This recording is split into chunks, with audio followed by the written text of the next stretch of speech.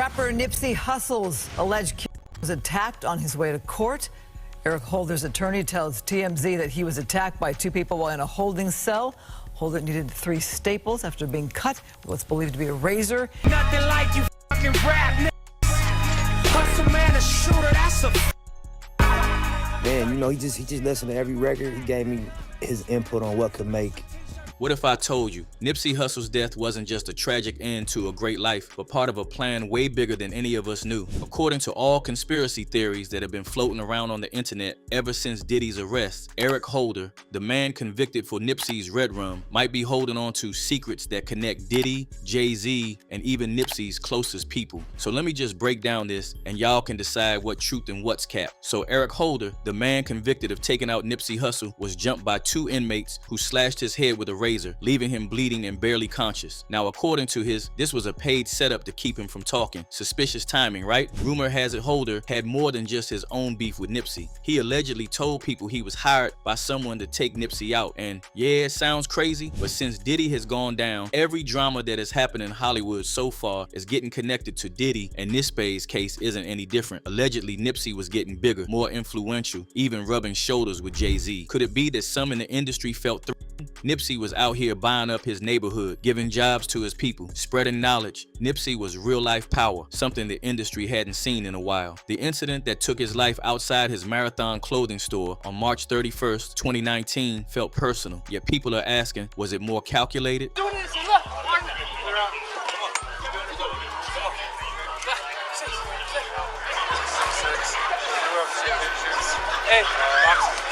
Holder was arrested just days after the incident, and soon enough, more questions popped up. In jail, Holder got ambushed again, and some folks say it's all too convenient. There's speculation that someone on the outside wanted him quiet. He was set to spill some secrets that could shake up the whole industry. And this is where the Diddy connection comes in. Nipsey was becoming a voice for change, not just a guy with a mic. That could have easily sparked jealousy or insecurity among people who'd been on top for years. Jaguar Wright even compared Nipsey's death to what happened to Lisa Left Eye Lopez, suggesting powerful figures didn't want these truth tellers to gain a platform. Lauren London used to sing backgrounds for me back in the day. And she fell in love with my keyboard player. His name is Omar Edwards. Omar went on to play for Jay-Z after me, after leaving my band. One thing that keeps coming up is the Dr. Sebie documentary. You probably heard how Nipsey was working on it to shine a light on alternative healing and natural medicine. This wasn't just any project. Some believed it was a direct threat to major industries, from pharma to even music. Think about it, if Nipsey exposed a path outside the system, who knows how many others would follow. Prior to the death of rapper Nipsey Hussle on March 31st, 2019, he was working on a documentary involving the life and work of Honduran herbalist and healer, Dr. Sebie. And it gets deeper. Before his death, Nipsey was seen getting closer to Jay-Z, and there were talks he might even sign with Roc Nation. And this is why some people might have been getting wary of Nipsey's rising influence, that maybe it was getting a little too close for comfort. Then there's Lauren London. She's been part of the discussion too, especially with her connections to Diddy's circle. There's talk that she was introduced to Nipsey by Diddy himself, maybe as a way to keep an eye on him. Lauren introduced me to Puff. Oh, got you. I mean, I knew Puff, but it was more of a personal relationship after, you know,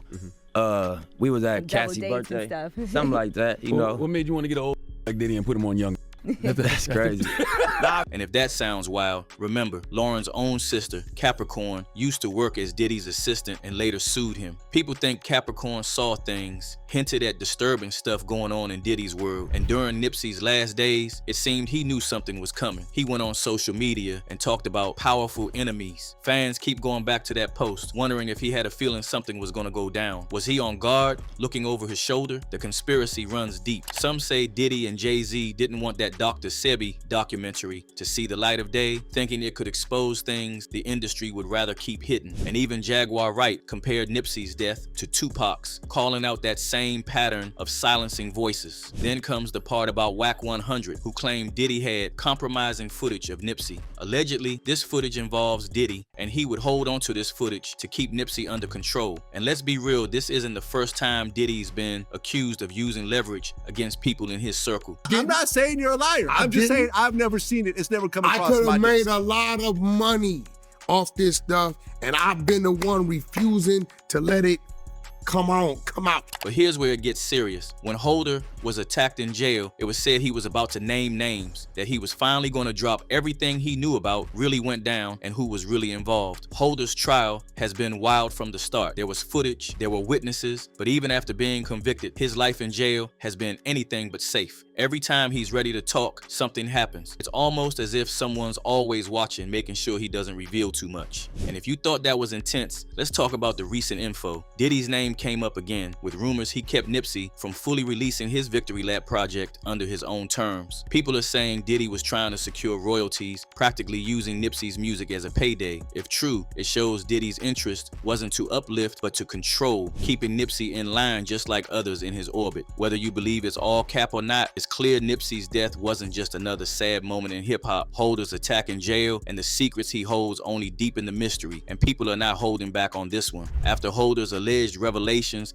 and all these new theories, the comment sections are blowing up with reactions. One user commented, "I've been saying that." Also, Nipsey's brother Sam put everything Nipsey owns in his daughter's name. They family don't trust Lauren London. Another person pointed out, Faith Evans understood her role in monitoring Biggie for Diddy, and similarly, Lauren London was aware of her purpose as well. I don't believe Lauren was unaware. And now, with Holder on lockdown, the chance of knowing the full truth might be slipping away. Fans aren't letting up though. They want justice, they want answers, and they're not letting these big names off the hook. So, what's next? Is this the last we'll hear about the powerful ties behind Nipsey's death, or is there more to come? We'll be watching every move, because if there's one thing we know in this industry, ain't nobody safe when the truth comes knocking. So hit that like button if you think there's more to this story. Also, let us know your thoughts down below, and stay tuned for more stories straight from the hood.